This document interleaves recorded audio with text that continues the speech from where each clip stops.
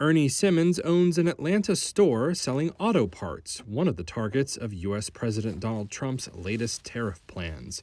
His business, Aftermarket Auto Parts, relies heavily on imports from Taiwan, but Simmons says he's not worried.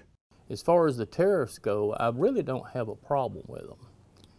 And the reason is, number one, I think that they're going to be temporary, because all that Trump is trying to do is make things equal.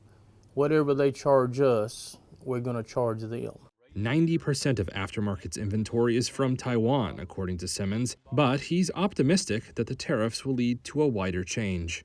I think there's going to be some pressure on us for a little while, but I also believe that these countries will come to the realization that they're not going to get a free ride anymore, and they're going to have to treat us when we export something to them the same way that we treat them when they import to us. On Wednesday, Trump announced he'd make good on threats of new tariffs aimed at cars. He's planning a 25% import tax on vehicles not built in the U.S. to kick in next week. Then, duties on parts will roll out by May 3rd.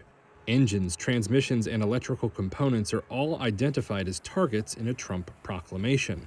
Vehicles and parts made in the U.S. will be exempt. While Simmons is brushing off the impact he'll feel, some experts say these tariffs could shake up the whole industry. Tibor Besedes, a professor of economics at Georgia Tech, says they create uncertainty across the supply chain. Will there be a different administration 4 years down the road that might do away with them? In which case they have to evaluate whether it makes sense to build a factory in the United States and then bring it online, and that might take anywhere up to 2 years. And then what happens if tariffs go away? The tariffs, jumping from a current 2.5% to 25% rate on imported cars, take effect a minute after midnight on April 3rd on the U.S. East Coast.